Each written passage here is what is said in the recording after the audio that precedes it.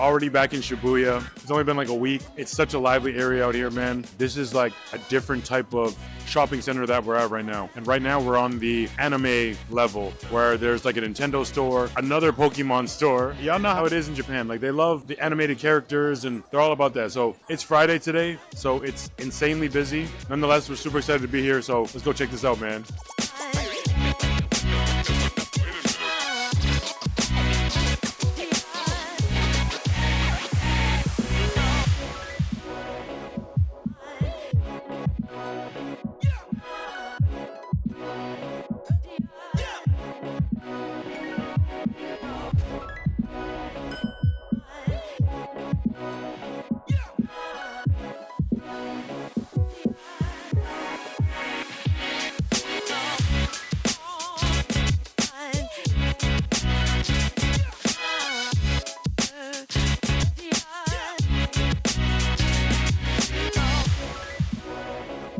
Sorry y'all, I was having some issues with my mic here, but let me tell y'all, just being in that store with that many people, I was like, I need to get out of here. For the Nintendo store, you needed a ticket just to get into the store. So there was a queue just to get into that store. I'm like, bro, like I love Nintendo and all, but I ain't trying to do all that. Even if there was something I was trying to buy, I likely would have had to wait in line for like an hour or two just to buy whatever it was that like I wanted. So definitely had to pass on it today. But yo, it's actually Golden Week in Japan. So I'm not sure what that entails exactly, but all I know is that everyone out here gets like a week off. So it does speak to the amount of people that are out here today exploring. If you ever do come to Tokyo, you definitely got to check out the Shibuya area. It is a little more touristy. There are a lot more people who aren't from Japan, like more English speakers and whatnot, but the shopping scene is insane. It is a lot more pricey, but there's definitely a lot to see out here. So just people a little glimpse of where we are right now.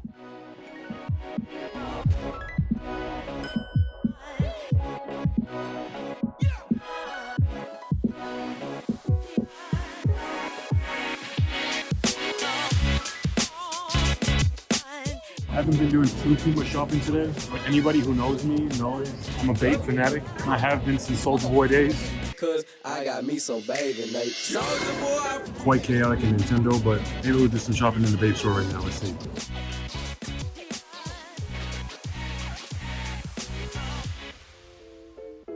My people was good, man. We just out here in Shinjuku, Tokyo. As y'all can see, Godzilla in the back.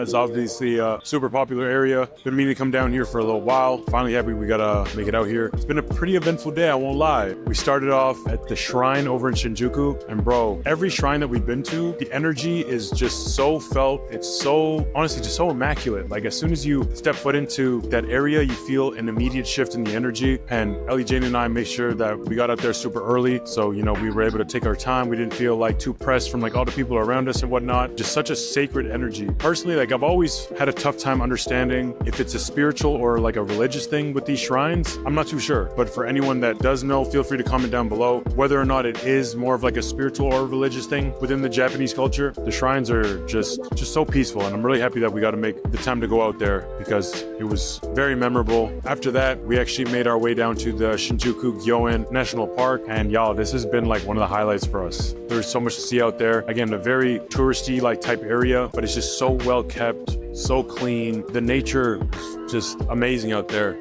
Really had me feeling like I was in like an anime and whatnot. Again, one of them areas that I'm really happy that we got to make the time to go see. After that, we were in the mood for some matcha. We had two options. There was like a traditional tea house that we could have went to, or Starbucks. So we decided to go to a traditional tea house where we could get some like authentic matcha as opposed to like some sugary matcha over at Starbucks. And man, it was super authentic. The matcha was almost like too strong, you know, because it's just more strong than we're used to. The atmosphere was amazing, and there weren't too many people out there at that time. It was earlier, like I said, because we got there right around opening. Ellie Jane and I were just out there vibing, man. The sun was shining, had some time to really settle in and just kick it. So that was definitely an amazing vibe. And right after that, we actually went out to a rose garden out in the national park. So that was awesome as well. So much vibrance, so much color. Again, a little more people out there than we would hope for, but bruh, it's Japan. Everybody wants a slice, us included. So you can't even be mad. But yeah, one of those moments that we definitely won't forget. Very memorable, just being out there. Really had the time and the chance to really appreciate some of the beauty out here in Japan. Like the scenery is like ridiculous. Like there's no words to describe it. I don't know whether or not this footage will really be able to capture what it was that we were able to experience. But yeah, if you ever come down to Tokyo, highly suggest checking out Shinjuku Gyoen National Park, man. It was beautiful. Right after that, we actually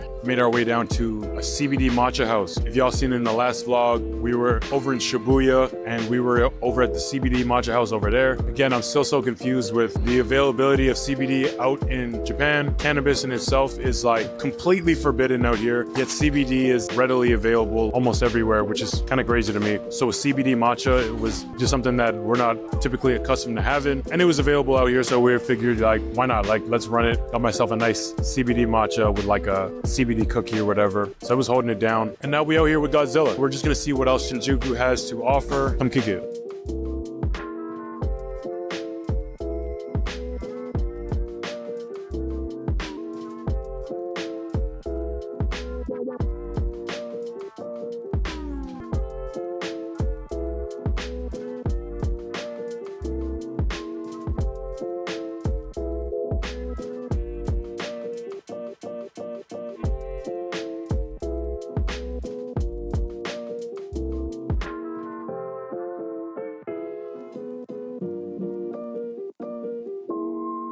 You know, there was a time where I didn't know whether or not this lifestyle were possible. Just being able to be where I want, like when I want, and not have to feel limited as far as the amount of time spent within each destination. You know, I think a lot of people have the tendency to try and cram in like as many experiences as they can when they go to these new places because they know they have to go back to a lifestyle that they may not want to live or maybe just not excited about. I honestly feel like there's no difference in any person's capabilities. The only difference is a person's conviction and like what their belief is. You know, when we first elected to make these moves and go forward with this lifestyle, there's a lot of doubt that was projected onto us, and as a result, like those negative thoughts come in, but it's so natural. But to overcome that, you have to like reaffirm like what your belief is. And I just remember the days, bro, and I was like a kid, like watching animes, being so intrigued about like the culture out here in Japan and just seeing what it's all about for myself. And then of course, when social media was introduced, you see it all over the place. I feel like Japan in itself is just like a trend. The amount of tourists out here really speak to that. But I've really come to learn more than anything else, y'all. This remote lifestyle is way easier than most people think it is. And I'm not even saying that just to be cocky. I'm not saying that to showboat, but I'm really saying that with the intention to hopefully simplify what this is in your mind. If you're someone at home right now that,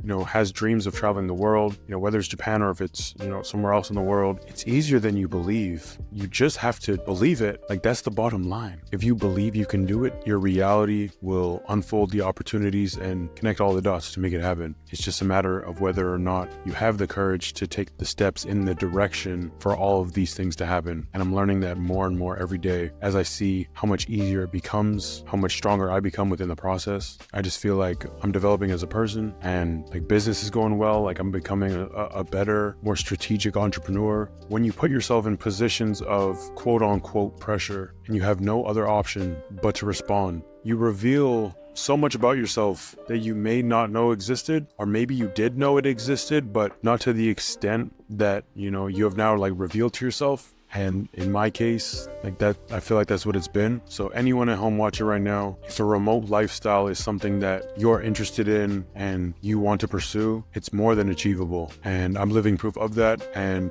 if you made it this far in the video, much love to you. Sending you so much love and positive energy. You know what I'm saying? I hope you can use this story that I've been sharing and remind yourself that it is possible, because you can see here on my channel, like just been working my way up within this digital marketing space, online business space. And we out here, bro. So still got a couple weeks left out here in Japan. But yeah, man, I'm pretty thankful that we're staying like outside of like the touristy areas. As y'all have probably seen, there's an absurd amount of people out here sometimes, and it does get pretty chaotic and a little draining. Whereas like where I'm at right now, it's just a lot more quiet and peaceful. So I'm gonna go unwind, get some rest, and get back to it tomorrow. Make sure y'all like the video. Make sure y'all subscribe to the channel, and make sure y'all stick around for the rest of this journey, man. There are so many more amazing things to unfold, and I'm super excited about them, and grateful that y'all taking along with me on the journey. It's been a wild ride so far, and we finna keep it going. That's all for tonight, man. I will catch y'all in the next video. It is KT signing off, sending y'all so much love, man. I'm out.